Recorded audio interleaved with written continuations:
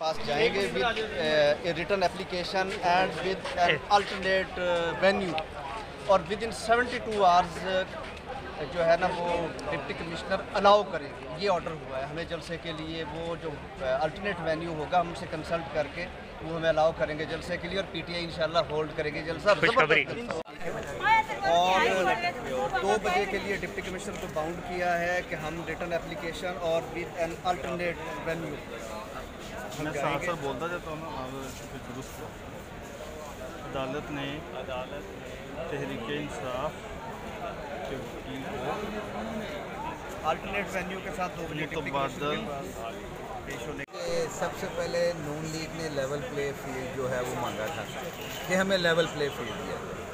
फिर peoples party उनके साथ शामिल हुई, फिर 13 जमातें उसमें शामिल हुई और कहा कि हमें लेवल प्ले फील्ड। और ऑब्जेक्शन क्या था कि शायद फ़ौज जो है वो इमरान खान के साथ थी और इस वजह से उनकी मकबूलियत में इजाफा हुआ। आज वही चीज़ जो है अदालत के सामने जब रखी गई तो अदालत ने बड़ी वाज़ेह तौर पे डायरेक्शंस दी और बड़े खूबसूरत अंदाज में उन्होंने कहा कि अगर एक शख्स को डिस्क्रिमिनेशन जो है वो वायलेशन है under article 25 of the constitution. अगर एक जमात को कोई जलसा करने की इजाज़त है तो दूसरी को क्यों नहीं दी जा सकती? अगर एक जमात जो है वो रैलियाँ निकाल सकती है तो दूसरी जमात क्यों नहीं निकाल सकती? अगर एक जमात अपना मंशूर जो है वो आम तक पहुंचा सकती है, इलेक्शन, ये गवर्नमेंट तो इलेक्शन के लिए आई है। अगर एक जमात अपना मंशूर दे सकती है तो दूसरा अपना मंशूर पहुंचाने के लिए जलसे क्यों नहीं कर सकती? मैं तो ये समझता हूँ कि अगर ये इंटरम गवर्नमेंट इलेक्शन करवाना चाहती हैं, जो कि मुझे मुश्किल लग रहे हैं इन हालात के अंदर जिस तरह से ये चाह रहे हैं, और किसी एक को बंद करके दूसरे को खुली छुट्टी दे के अगर वो इलेक्शन करवाना चाहे तो उसको कोई पूरी कौम तस्लीम नहीं करेगी। मैं तो कहता हूँ कि फिर सबको लेवल प्ले फील्ड दिया जाना चाहिए। और अदालत ने आज बड़ा अच्छा रिमार्क्स दिए हैं कि अगर एक जमात लिबर्टी में जलसा नहीं कर सकती तो दूसरी कैसे कर सकती है? अगर एक जमात जो है वो मीनार पाकिस्तान में जलसा कर सकती है और दूसरी नहीं कर सकती तो ये कैसे मुमकिन है? तो ये तो स्ट्रेट अवे डिस्क्रिमिनेशन है और मेरा भी ये इस पे बड़ा वाज़ेह मौक़िफ़ है कि मुल्क में फिल फॉर इलेक्शन होने चाहिए और उन इलेक्शंस में तमाम जमातों को हक़े खुद अरादियत और हक़े वोट जो है, जो अवाम की उनके पास अमानत है, जिस पार्टी को देना चाहते हैं वो दें। और असल जमहूरियत की रूह भी यही है कि लोगों की विल के ऊपर गवर्नमेंट बनाई जाए, ना कि किसी की आर्म ट्विस्ट करके उसको बंद करके प्री पोल रेगिंग इसको हम लोग बोलते हैं, उसके मुताबिक अगर कोई इलेक्शन होंगे तो कौम उसको तस्लीम अच्छा सर, आप तैयार नहीं है। ये बताइएगा कि क्या अदालती अहकामात पर जो है वो अमल दरामद नहीं किया जाता लाहौर हाई कोर्ट के, तो क्या आपको लगता है कि अदालत ने बड़ा वाज़ेह कह दिया कि अगर पीटीआई की जमात जो है जलसा नहीं करेगी तो कोई सियासी जमात सियासी जलसे नहीं करेगी, तो आपको क्या लगता है क्या होगा इसके बाद?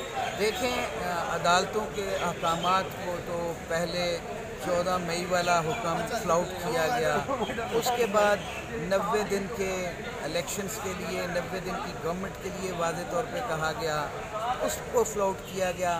अब ये ना हवा चल गई है हमारे मुख्तदर हलकों के अंदर कि वो अदालतों के अहकामात को हवा में उड़ा देते हैं। लेकिन मैं समझता हूँ कि जिन जज साहब ने इस पे ये फ़ैसला दिया या हुक्म दिया है वो ऐसे नहीं हैं, वो अपने अहकामात को पर अमलदारी के लिए हर हद तक चले जाएंगे, क्योंकि उनको ना किसी से खौफ है और ना वो किसी से मरूब होते हैं।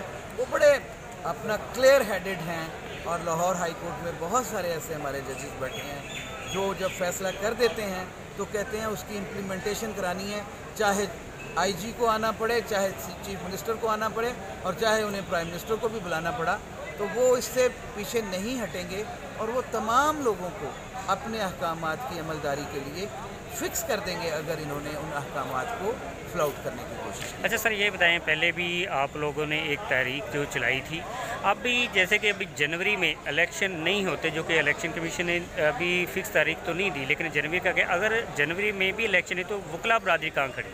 देखें, हम तो उसको 90 दिन की तहरीक के लिए, 90 दिन के तहर्रुक के लिए, 90 दिन में इलेक्शंस के लिए हमने तो तहरीक लाहौर हाई कोर्ट बार ने चला दी हुई है।